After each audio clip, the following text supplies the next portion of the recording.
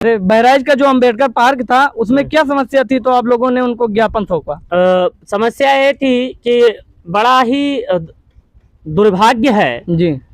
और मुझे बड़े ही दुख के साथ कहता हूँ कि आज आज़ादी के 75 साल बाद भी जिनके द्वारा भारतीय संविधान लिखा गया और जिनके बनाए गए कानून से ये देश चलता है, उनके यहाँ एक भी लाइट और उस नहीं लगी हुई। केवल खाना पूर्ति करने के लिए एक बना दिया गया कि हाँ, इस भारत के भारतीय संविधान के निर्माता की ये स्मृति की व्यवस्था है। ना वहाँ शौचालय की व्यवस्था है, ना वहाँ पुस्तकालय की व्यवस्था है, ना वहाँ बैठने की व्यवस्था है। इसलिए हम लोगों ने ज्ञापन सौंपा कि इस बार अगर 11 तारीख से पहले वहाँ शौचालय लाइट की व्यवस्था नहीं हुई, इससे पहले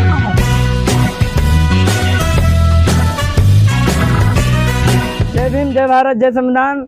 भाइयों, अभी कल या परसों वहां पर अंबेडकर पार्क जो बहराइच में है, वहां पर लाइट बत्ती की व्यवस्था नहीं थी। वहां पर हमारे भीम आर्मी भारत एकता मिशन के सभी पदाधिकारी पहुंचकर वहां पर विज्ञापन सौंपे। उसके बारे में हमारे सुरेश पासवान जी बताएंगे आप लोगों को। जय भीम सर। जय भीम सर, जो ये बहराइच का जो अंबेडकर पार्क था उसमें क्या समस्या थी, तो आप लोगों ने उनको ज्ञापन सौंपा? समस्या ये थी कि बड़ा ही दुर्भाग्य है जी और मुझे दुख है, मैं बड़े ही दुख के साथ कहता हूँ कि आज आज़ादी के 75 साल बाद भी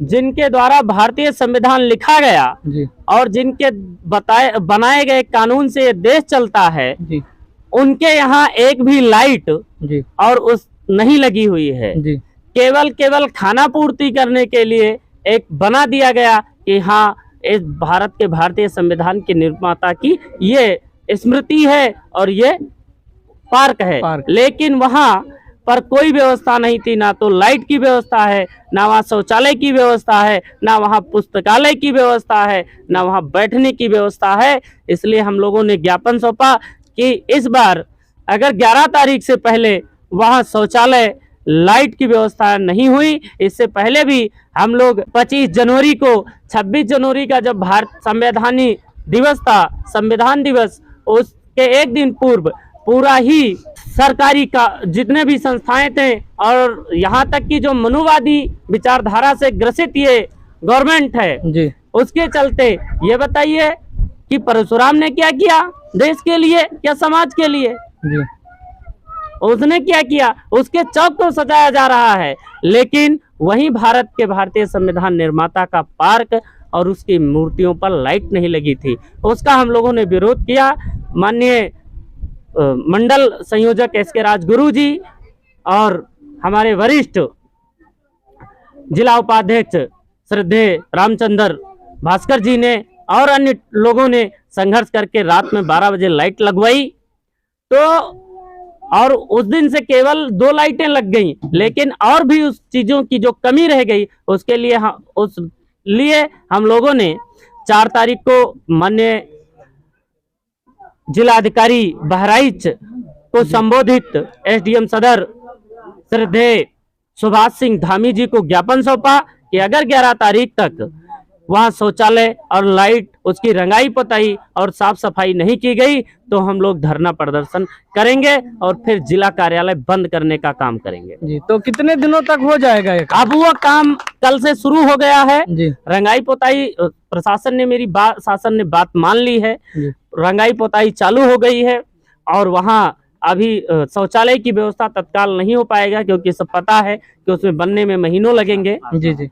तो आशा है होगा, लेकिन उसके लिए जो प्राइवेट एक अब इमरजेंसी व्यवस्थाएं होती हैं शौचालय की वो वहां रखा जाएगा, व्यवस्थाएं की जा रही हैं और मुझे आशा है कि अगर ये बात मान ली गई है तो आगे का भी बात मानी जाएगी, करेंगे। और अगर नहीं करेंगे तो उसके लिए फिर आगे जैसा माननीय मंडल संयोजक जी का दिशा निर्देश होगा वो हम लोग करेंगे जी। तो मैं कहना चाहता हूं कि सर सारी काम करवा दिए वहाँ जिला बहराइच में डॉक्टर भीमराव अंबेडकर पार्क में, तो मैं सर से कहूंगा कि एक शायरी के माध्यम से अपनी बात खत्म करें। जी, मैं कोई शायर नहीं हूं, लेकिन एक बात कह दूं कि जिस कौम का सर हथेली पर नहीं होता, उस कौम का कोई घर नहीं होता, कोई घर नहीं होता। इसका अर्थ ये है, मैं ये नहीं कह रहा कि अपना गर्दन सर काट कर हाथ पे रख लो, लेकिन अपने स्वाभिमान, अपने मान सम्मान के लिए लड़ना जरूरी है। और अगर लड़ोगे नहीं अपने हक अधिकारों के लिए, तो आपका कोई घर नहीं होगा। क्योंकि बाबा साहब ने कहा कि जिस समाज के इतिहास को मिटाना हो, जिस समाज को मिटाना हो, उसके इतिहास के पन्ने को ही मिटा दिया जाए। इसलिए मैं बात कहता हूं, अपने इतिहास को बचाए रखोगे तो आने वाली पीढ़ियां आपको याद करेंगी, और नहीं तो फिर लाखों मर गए और ऐसे ही हम लोग भी मर जाएंगे। ठीक है, जय भीम, जय भारत, जय संविधान।